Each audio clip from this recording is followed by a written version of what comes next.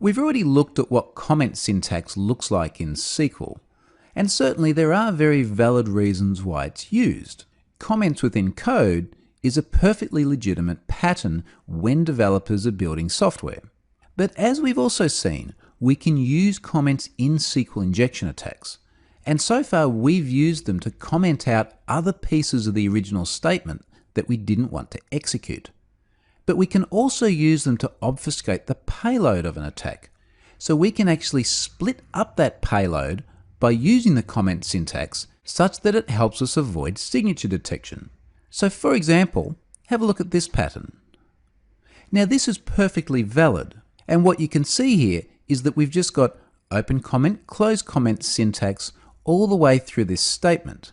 Now nothing is actually being commented because the comment opens and then closes again immediately, and then there's another valid piece of SQL after that. But this would still equate to a perfectly valid tautology. You can take this, throw it at the database server, and it will still check that 1 does indeed equal 1. So that's one way of using comments. Another option is to actually look at splitting the comment across multiple parameters.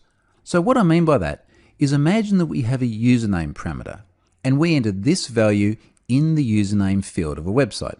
So single quote or 1, and then we start the comment. Then we go down to the password field and we do this. We close the comment equals 1 dash dash. Now, if the application then concatenates these parameters like this, we have the potential for a SQL injection attack. Of course, we are working on the assumption that there is going to be a SQL statement concatenated and consequently have the risk of an injection attack, and that the username is going to appear before the password, because the order doesn't matter. The SQL syntax could well be checking for password and then checking for username. So again, this is one of those things that requires a little bit of probing to try and figure out what the web app is doing.